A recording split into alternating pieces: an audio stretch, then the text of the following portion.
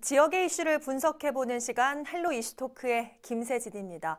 오늘은 정치권 이슈 분석해 보겠습니다. 보수의 아성이라고도 불리는 경남 지역의 홍준표 전 경남도지사, 김태호 전 경남도지사의 내년 총선 출마가 거론되고 있는데요.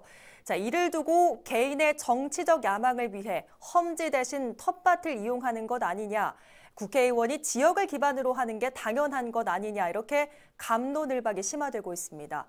거물급 정치인들의 경남 공약을 바라보는 정치권과 시민들의 반응을 비교해보고 내년 경남 지역 총선에 미칠 영향을 짚어보겠습니다. 지역 여야 패널로 모셨습니다. 하귀남 더불어민주당 마산회원구 지역위원장, 최형두 자유한국당 경남도당 홍보위원장이자 경남대 초빙 교수 나오셨습니다. 안녕하십니까? 네, 안녕하십니까? 반갑습니다. 네. 내년 총선에 홍 전 지사 또 김 전 지사의 출마 이야기가 나오고 있습니다. 벌써부터 지역구까지 거론되고 있더라고요. 네. 김태호 전 지사 그리고 전 의원께서는 일찌감치 김해 원래 지역구를 떠나서 지금 이제 거창 본인의 고향이죠. 군수를 했던 그곳에 가서 이제 바닥을 다지고 있고 또 홍준표 전 한국당 대표 지금 우리 전 경남도지사 했었죠. 역시 마찬가지로 고향인 창녕을 기반으로 한 농촌 지역구인데 거기서 출마설이 기정사실된 것처럼 많이 얘기되고 있습니다. 네. 그럼 본인들이 의사표명을 정확하게 한 겁니까? 아니면 주변에서 좀 부추기는 겁니까? 어떻습니까? 언론의 관심이 높으니까 아무래도 이 노출이 많죠. 우선에 홍준표 전 지사 같은 경우는 본인이 페이스북이라든가 또 직접 어제 며칠 전에 또 서문시장, 대구 서문시장 가서 직접 또 이야기를 했습니다. 그 지에 대해서. 그리고 이제 김태호 전 지사의 경우는 지금 언론 보도에 따르면은 7월에 주소지를 고향으로 이전했다고 합니다. 그래서 의사를 표시하고 있고 또 간접적으로 지인들을 통해서 했던 말이 언론에 또 소개되고 있는데, 사실은 어떻게 보자면은 이렇게 관심을 받는 건 이건 보통 지역구 의원은 사실 누리기 힘든 관심입니다.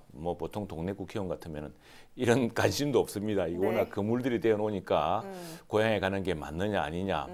다른 한편으로 치자면은 더 큰 누가 고향에 못 오게 하려고 밀어내는 게 아니라 더 큰 일 해야 되는 거 아니냐. 고향은 아무나 지킬 수 있으니까 그런 이제 기대와 또 관심이 엇갈리고 있는 것이죠. 네, 정말 그 부분 잠깐만 첨언을 해드리자면 이분들이 왜 이런 선택을 하냐면 야인 생활이 길었거든요. 그리고 정치 현실에서는 이른바 배지와 안 배지의 차이가 엄청나다는 걸 알고 우선 생존해서 뒷일을 도모해야 되겠다 이런 생각을 하고 있는 것 같아요. 예, 그래서인지 당내에서도 홍준표답지 않다 이런 말까지 나온다고 하는데 어떻습니까? 사실은 대선 후보였지 않습니까? 지난 대통령 선거 후보였고 또 국회의원 4선에 당대표 2분에 또 경남지사 2분을 했습니다. 우리 당의 큰 기둥이죠, 사실은. 그래서 이제 좀 홍 지사가 어느 지역에 나오는 걸 갖고 시비 걸 사람은 없는데 더 큰 역할을 해야 되는 거 아니냐. 당이 어려울 때 사실은 전국적인 인물이고 홍준표 지사를 모르는 사람이 대한민국에 있습니까? 어느 지역에도 알죠. 사실은 그 당에 한번 바람을 불러일으키려면은 큰 움직임을 보여줘야 되는 거 아니냐 이런 기대론. 홍 지사에 대한 기대가 크기 때문에 그런 것이고, 김태호 지사 역시도 기대가 크죠. 아직도 50대입니다. 50대 대선 주자의 반열에 오르고 있는 분이거든요. 그러니까 특히 이제 그렇게 하는 이유가 뭐냐면은 이 경남이 역대로 보자면 각 정권의 풍향계였습니다. 경남이 우리 한반도의 동남쪽이지 않습니까? 그러니까 경남에서 바람이 한반도 전체로 올라가면은 대한민국의 정권이 바뀌고 대한민국의 큰 다수당의 방향이 결정되고 하니까 이분들이 경남에서 큰 인물들이니까 경남발 이걸 일으키려면 그냥 지역구에 나오면 지역 선거가 되고 마는 겁니다. 사실 거기서 누구나 다 이길 거라 보거든요. 또는 또 지면 지는 대로 더 큰 망신이고. 근데 우리 그게 아니라 더 큰 판에서 크게 당을 위해서 한번 해달라라는 그런 기대, 그런 여망들이 자꾸 이제 말을 붙이고, 그러니까 이제 홍 지사 같은 경우는 왜 이렇게 내 문제 내가 결정하는 데 관심이 많냐고 1월 이후에 내가 그치를 밝히겠다 이렇게 이야기가 되겠죠. 네, 위원장께서는 더 큰 역할을 두 사람이 해야 한다라는 말씀을 해주셨는데 어떠십니까? 위원장 입장에서는 두 사람의 고향 출마가 그들답다고 생각하십니까? 어떻습니까? 홍준표 지사에 관해서는 가장 어떻게 보면은 가장 홍준표다운 결정이다. 저는 이렇게 봅니다. 네. 홍 지사의 과거의 정치적 그 이력을 보면 모래 검사로 이름 날릴 때 그때 초기를 제외하고는 철저하게 이제 이익에 계산에 딱 계산에 기반을 뒀거든요. 지금 중진 용태론이 지금 나온 것도 아닙니다. 네. 오래전에 2012년도에 중진 용태론 나올 때 본인이 용태 대상에 포함되니까 먼저 출마 포기선을 합니다. 공천 신청하지 않고 기다렸다가 그해 대선과 함께 치른 경남도지사 선거에 선거에 당선됐지 않습니까? 네. 그리고 이번에도 결국은 이제 중진 용태론이 나올 것을 미리 딱 예상을 한 거죠. 그러면서 우리 고향에 터잡고 여기서는 여차하면 무소속도 갈 수 있다라는 시그널을 네. 보내면서 당대표에게 강한 메시지를 보내고 있는 겁니다. 경남도지사 대선 때문에 사퇴할 때도 보면 그 보궐선거를 만들어서 민주당에 주지 않기 위해서 3분 전에 꼼수 사퇴를 하잖아요. 네. 철저하게 이익에 기반한 사람이기 때문에 저는 이번 출마 선언도 본인은 다 계산을 끝낸 거라 저는 보고 있습니다. 네. 아무튼 두 전 지사 모두 차기 대선 주자로 꼽히는 인물들이죠. 그래서 이번 출마를 대선 터닫기다 이렇게 보는 시각도 있는데 민주당 입장에서 어떻게 보십니까? 저희로서는 이게 결국은 이 총선을 당신들의 정치적 입지를 위한 발판으로만 이용하고 있다고 해서 결코 곱게 보고 있지 않습니다. 네. 그리고 홍준표 지사 같은 경우 그 도지사 재임 기간에 우리가 공공의료기관인 진주의료원 폐업이나 네. 무상급식 폐지 같은 시대의 흐름에 역행하고 또 많은 도민들로 하여금 갈등과 상처를 준 그분이 우리 도내의 국회의원으로 다시 부활한다는 것에 대해서 굉장히 뭐랄까 좀 피로감을 갖고 있거든요. 네. 그래서 저희들로서는 대선 발판의 어떤 자리가 아니라 민의를 위한 자리여야 하는데 네. 개인의 입신에 위한 자리여서 저희는 좀 안타깝게 보고 있습니다. 자, 반대 한국당 입장도 좀 궁금한데요.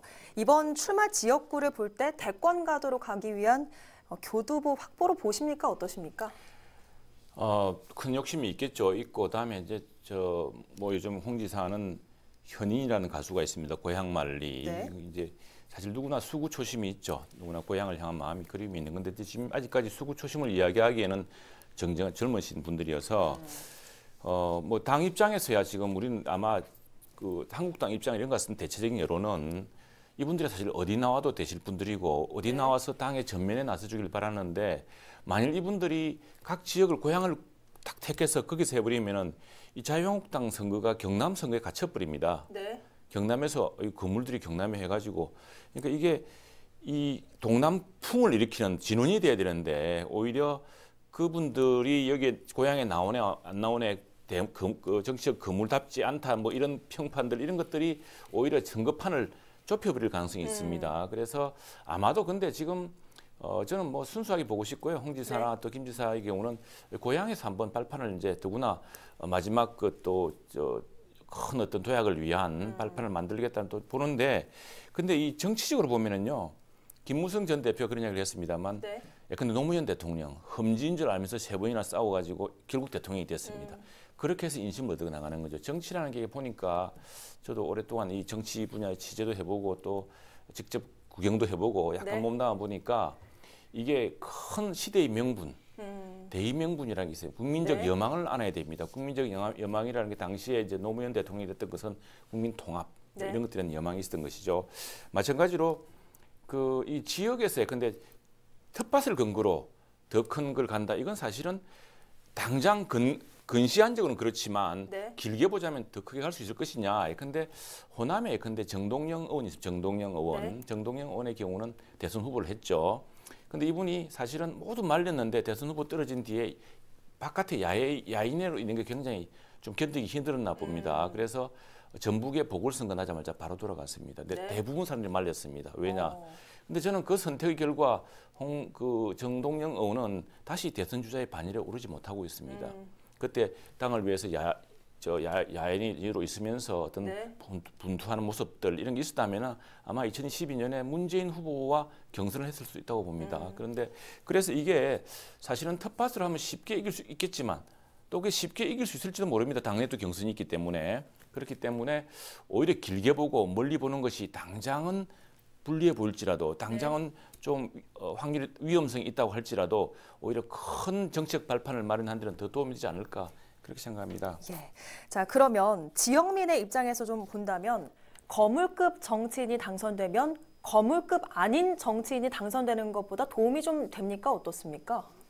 거물급 정치인이 더 거물이 돼가지고 진짜 대통령이 된다면 도움이 되겠죠. 네. 근데 만약 대통령이 안 되면 차라리 신인이 열심히 하는 사람 그 신인보다 더 못한 경우가 되겠죠. 지금 김태호 지사나 홍준표 대표 같은 경우가 과연 대선 주자로 이게 대선이 돼서 당선될 수 있느냐 저는 네. 회의적으로 보거든요. 왜냐하면 정치인이란 아까 교수님께서 말씀하셨던 것처럼 기존의 표 외에 외연을 확장할 수 있는 더 가지고 올 수 있는 표가 있어야 되거든요. 네. 말 그대로 호남에 가서 당선되거나 수도권에 가서 표를 갖고 오면 되는데 여기는 당신들 아니라도 누가 당선될 수 있는 지역구잖아요. 네. 수도권에 가서 나 더 표를 갖고 싶다는 걸 검증하지 않는 상태에서 과연 대선에 나가서 되겠냐고요. 안 되고 네. 또 오히려 그렇게 되면 국회의원만 쉽게 돼가지고 처음 신인은 차라리 동네에 다니면서 구석구석 살필 텐데 이분들은 대권 노름하시느라 동네에 돌아보지도 않을 거거든요. 그래서 오히려 지역에는 더 마이너스가 될 가능성이 저는 많다고 봅니다. 그 격전지 출마를 잠깐 말씀해 주셨는데 사실 한국당에서 홍 전 지사에게 격전지에 출마를 하라 이렇게 요구를 하는 건 한편으로는 뭐 장렬한 전사, 이른바 용퇴역으로 좀 해석을 하는 부분도 있는데 이 부분은 어떻게 보십니까? 그건 아니라고 봅니다. 그 용퇴를 요구한 적도 없고 홍 대표도 지난 대선 후보고요. 당에서 만일 그런 요구를 한다면 그건 스스로 대선 후보, 직전 대선 후보한테 이제 그 할 수 없는 이야기죠. 그런 이야기는 이제 그 큰 선택을 지금 아직까지 누구도 그 이야기를 한 적이 없습니다. 당의 공식 기구에서는 다만 당 주변에서라든가 또는 지역민이라든가 또 당을 지지하는 사람들이 좀 아쉬워하는 부분이 있는 거죠. 왜 더 큰 선택을 하지 못하느냐 이런 것이고 또 뭐 홍 지사만 하더라도 사실 우리 당으로서 보자면 굉장히 큰 스토리 있는 정치인입니다.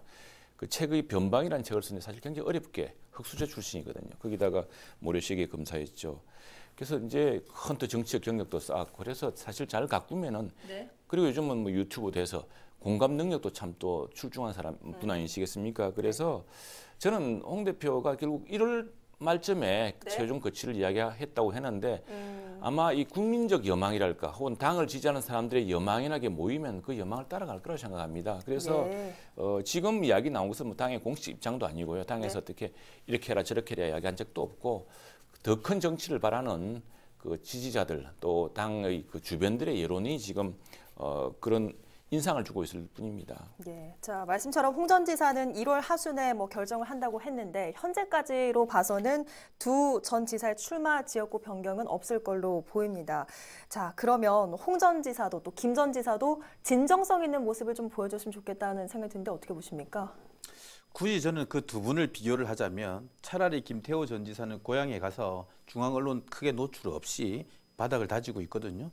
오히려 선거와 정치를 하는 사람으로서는 지역민을 대변하는 것도 국회의원의 그 절반 이상의 역할이니까 저는 우리 그런 모습이 더 낫다고 보고 있는데 홍준표 전 지사 같은 경우는 지금도 뭐 대구냐 아니면 심지어 창원 성산 얘기도 나오고 있고 그리고 고향 창녕 얘기도 나오고 있으면서 지구를 당신 중심으로 돌리는 듯한 내가 어디든지 선택하면 갈 수 있다.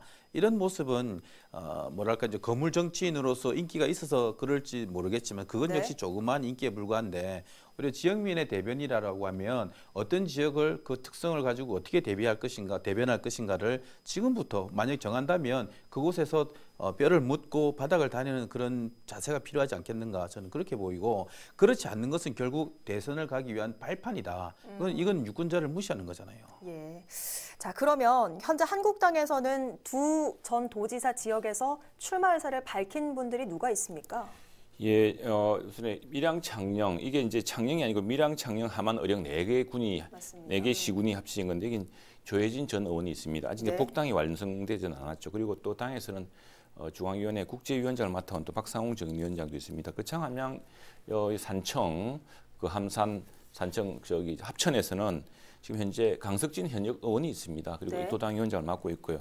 그래서 저는 이제 지금 사실 이 두 분의 경우는 좀 어떻게 보자면 너무 과도한 관심이 당신들은 부담스럽다 하겠지만 선거란 게 결국 큰 선거도 일종의 큰 무대거든요. 무대인데 사람들이 모두 얼망졸망한 지역구만 보는 게 아니고 사람들이 큰 어떤 정치의 향방을 결정할 때는 그 당을 대표할 만한 큰 정치인들이 어떤 모습을 보여주느냐 이런 기대가 큽니다. 지금 현재로서 보자면은 사실은 자유한국당은 사실 좀 약간 그러면 기근 현상이거든요. 수도권을 뭐 대표할 사람 오세훈 의원 정도 뭐 이 정도인데 뚜렷한 인물이 없습니다. 그러니까 오히려 좀 전국을 흔들 만한 그런 인물에 대한 기대 이런 것 때문에 자꾸 여론의 압박이 지금 높아지고 있습니다. 그래서 뭐 이 지금 현재 지역구에서도 부지런히 하고 있기 때문에 오히려 이제 이런 전국적 인물이 쉽게 이길 것 같아도 또 지역 가면 지역에 또 표가 있고 더구나 이게 4개 시군 복합 선거구라는 것은 맞아요. 또 소지역에서의 어떤 표심이 작용하기 때문에 사실은 막상 이 과신달에도 쉽게 낙승을 100% 점친다 이건 하기 어렵다고 봅니다. 예, 네. 그러면 민주당에서는 어떤 분들이 좀 출마 해설에 비치고 있습니까? 그 밀양, 창녕, 함안, 의령구가 이제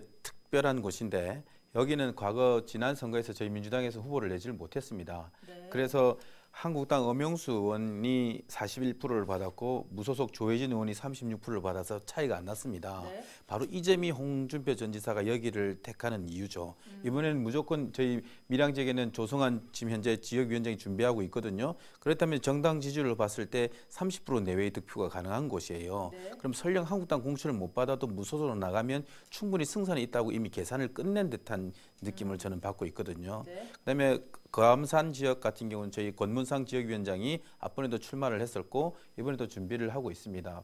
그 역시 마찬가지로 네. 3파가 되면 충분히 가능하다는 각자의 셈법이 끝난 것이 아닌가 저는 그렇게 보고 있습니다. 예, 어쨌든 앞서 성패는 어떻게 될지 모른다 이런 말씀 해주셨는데 자 어떻게 보십니까? 그 두 분의 성패. 그 아직까지 이제 스스로 고향에 대한 어떤 마음, 수구 초심 때문에 이제 고향을 중심으로 움직이고 있을 뿐이지 그 최종적인 결정은 사실은 만일 국민들 관심이 사라져가지고 그래 뭐 그 창에 가든 내가 관심 없으면 사실은 더 이상 그런 움직임이 없겠지만 네. 당 내외에서 아니 관심이 커져가지고 정말 그 자유한국당 지금 자유한국당이 혹이라고 하지만 사실은 뚜렷한 큰 인물이 없다는 또 이런 기근의 문제가 있습니다. 이런 것들을 중앙 정치에서 좀 발휘해 달라라는 큰 요구가 있을 때 정치가 생물이고 또 이분들이 전국적 인물이기 때문에 네. 아직까지 그 길을 끝까지 고수할 것이다라고 저는 그 못 받기는 좀 이런 것 아닌가. 이게 한 정말 1월 정도까지 가면은 큰 폭의 또 변화라든가 전국 자체가 또 변하고 하면서 어떤 큰 어떤 전국의 흐름에 맞는 어떤 다른 선택이 나올 수 있지 않을까 생각을 합니다. 네, 말씀처럼 차기 대선 주자로 꼽히는 분들인데 반대로 이게 족쇄가 될 수 있다 이런 분석도 있거든요. 어떻게 보십니까?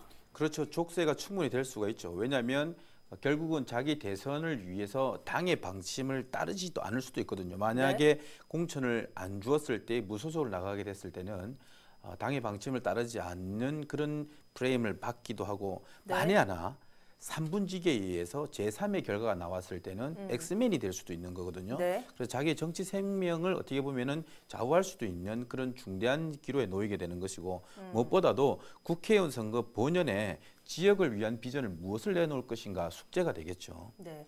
자, 아무튼 공천이라는 산이 남았는데 전략 공천이란 이름으로 험지에 배치될 수 있겠다 이런 가능성도 나오는데 이 부분은 어떻게 보십니까? 전략 공천으로 험지에 배치된다기보다는 어떤 국민적 여망이 있고 당내 안팎의 강렬한 근데 새로운 뭐 선대위원장이라든가 공천 혁신위원장 같은 분이 아주 국민적 여망을 받는 분이 네. 아니 두 분은 좀 더 큰 역할을 해줬으면 좋겠다라는 그런 어떤 이제 부탁이 있겠죠. 각별한 당부가 있을 테고 또 국민적인 어떤 여망 이 사람들이 여론조사를 해보니까 이 사람들 좀 더 큰 역할을 해줬으면 좋겠다라는 이런 게 나오고 한다면은 정말 대권까지 바라보시는 분들이라면은 저는 뭐 지금 당장에 그 지금 나타나는 그런 정도 내에서 선택을 국한하지는 않을 것이라고 보고요. 네. 다음에 이제 이게 지금 무엇보다도 동남풍을 일으키기 위해서는 이 동남풍이나 경남 지역 내에서 자유한국당 입장에서는 가장 큰 선거가 뭐냐면은 이 경남 선거판을 한번 크게 흔드는 겁니다. 네. 새로운 혁신을 만드는 거거든요. 근데 두 분이 이게 딱 주저앉아 계시면은 그 판이 흔들리기 어렵습니다. 오히려 뭐 무소속이니 어떠니 해가지고 더 판이 혼란스러운 그 가능성이 있기 때문에 네, 그건 좀 지켜봐야 되고 막 큰 선택이 있을 거라고 생각합니다. 네, 알겠습니다. 홍준표, 김태호 두 전 경남지사의 총선을 앞둔 움직임에 경남도 각계각층이 주목하고 있습니다. 마지막 선택의 순간까지 도민들의 객관적이고 합리적인 판단이 필요한 때입니다. 오늘 헬로 이슈토크 여기서 마칩니다. 함께해 주신 여러분 고맙습니다.